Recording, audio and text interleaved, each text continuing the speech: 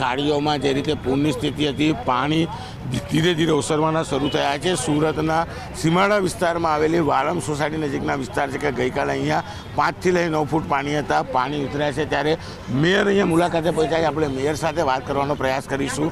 શું કહેવું છે, કયા પ્રકારની સ્થિતિ છે અને જે પ્રકારે મેયર અહીંયા પહોંચ્યા છે, આપણે સીધા એમની સાથે વાત કરીએ. 80% વિસ્તારમાં પાણી ઉતરી ગયા છે. અત્યારે ઉપરવાસમાં જે વરસાદ પડ્યો, બારડોલી અને પલસાણાનો સ્ક્રેચમેન્ટ એરિયો છે, એમાં 10 ઇંચ જેટલો વરસાદ પડ્યો છે. એટલે એ સ્ક્રેચમેન્ટ 100 કિલોમીટર સ્ક્વેર મીટરની એરિયાની વાત કરું, એ જેટલું પાણી ત્યાં પડે એ બધું જ પાણી ખાડી માર્ગે સુરતમાં આવતું હોય છે.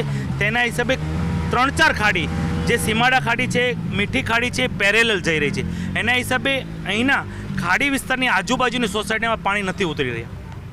મેયર સાહેબ, એવું નથી લાગતું પ્રી મોન્સૂનની કામગીરીમાં મહાનગરપાલિકા નિષ્ફળ ગયું હોય? કીર્તેશભાઈ, આપને પણ ખબર છે કે મોન્સૂનનો 33% જેટલો વરસાદ 2 દિવસમાં વરસી પડે તો સર્વાઈ કરવું મુશ્કેલ થઈ જાય છે.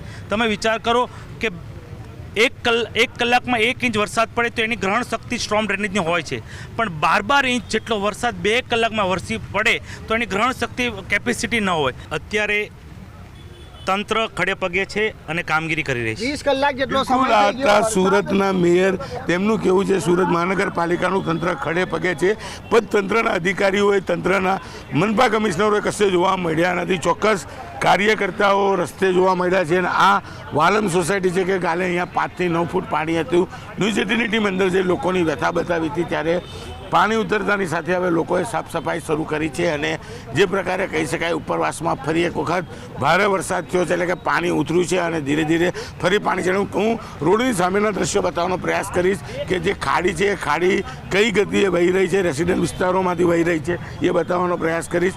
મહાનગરપાલિકાએ ટ્રેક્ટર, બોટ, ફાયરની તમામ વસ્તુઓની સુવિધાઓ કરી છે, પણ આ સુવિધાઓને લઈને લોકોને થોડી રાહત મળી છે, પણ લોકો સતત હજુ પણ હેરાન થતા જોવા મળી જાય. હું રોડની સામેની સાઈડના દ્રશ્યો બતાવવાનો પ્રયાસ કરીશ કે જે દ્રશ્યો છે એ ખૂબ જ એ છે કે જે ખાડી છે, ખાડીના આજુબાજુ પતરા મારવામાં આવે તો રોડ ક્રોસ કરીને અમારે જવું પડશે. કારણ કે આ દ્રશ્યો સૌથી મહત્ત્વના છે કે સિટી વચ્ચેથી જે ખાડી પસાર થાય છે એ ખાડીની સ્થિતિ શું છે. ગઈકાલે આ જે સફેદ ગાડી છે એ ગાડી ડૂબેલી હતી, શુભમ પાર્ક સોસાયટી ડૂબેલી હતી, ત્યારે રેસિડેન્ટ વિસ્તારોની વચ્ચેથી પસાર થતી આ ખાડીના દ્રશ્યો બતાવવાનો પ્રયાસ કરીશ. કેમેરામેનને કહીશ કે થોડોક આગળ આવી એના દ્રશ્ય બતાવે કે શું સ્થિતિ અહીંયા જોવા મળી રહી છે.